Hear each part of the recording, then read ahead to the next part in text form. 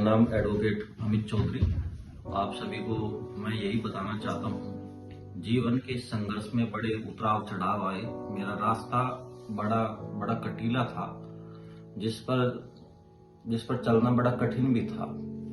और मैंने गांधी जी की थ्योरी पे काम किया कि पहले तो लोग हंसेंगे, फिर देखेंगे और बाद में ताली बजाएंगे। और गांधी जी की सिर्फ थ्योरी पे मैंने काम नहीं किया।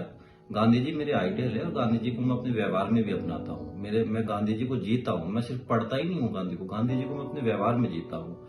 ये 12 साल से जो मैं अपनी सिस्टर के यहाँ शामली गया था, वो दुखद वहां पे एक घटना हुई थी। उस गांव का अपराधी था, उसने पुलिस वालों पर हमला किया था और उसमें एक पुलिसकर्मी की जान भी चली गई थी। उस केस में 17 लोग थे। 17 लोगों में से एक मैं भी उसमें गलत फंसा था, लेकिन पुलिस के ऊपर भी कुछ न कुछ प्रेशर था। क्या था ये ईश्वर जाने। और पुलिस ने अपना काम किया, न्यायालय ने अपना काम किया और मैंने अपनी मेहनत लगन से अपना काम किया। मेरे बारे में लोग ताने भी मारते थे, लेकिन मैंने उनके तानों को कभी निगेटिव रूप में नहीं लिया। मैंने उनके तानों से ही सीख ली और जैसा वे बोलते थे उसका विपरीत मैं करने का प्रयास करता था।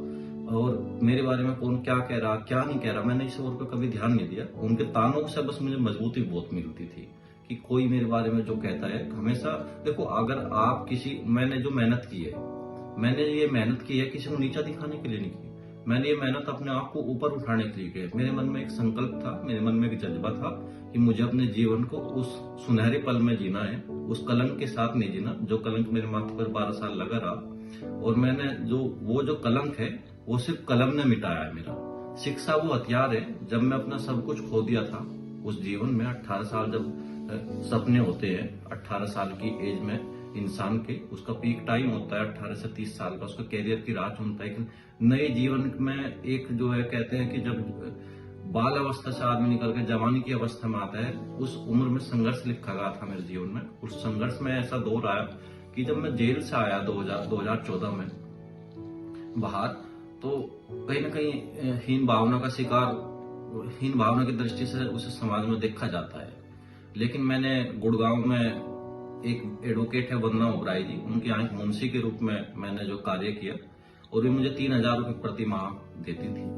और फिर उनमें मेरा काम नहीं चलता था। मैं गुड़गांव गांव में एक बाजार लगता है शाम के टाइम, मैं वहां कैलेंडर बेचा करता था। 6 महीने तक ऐसी भी स्थिति रही कि मुझे खाना भी नसीब नहीं होता था। मैं अखबार में पढ़ता था कि दोपहर का मुझे खाना कहाँ मिलेगा, लेकिन मन में हमेशा यही प्रेरणा रही कि मुझे अच्छे का साथ लेना है, बुरे का साथ नहीं लेना।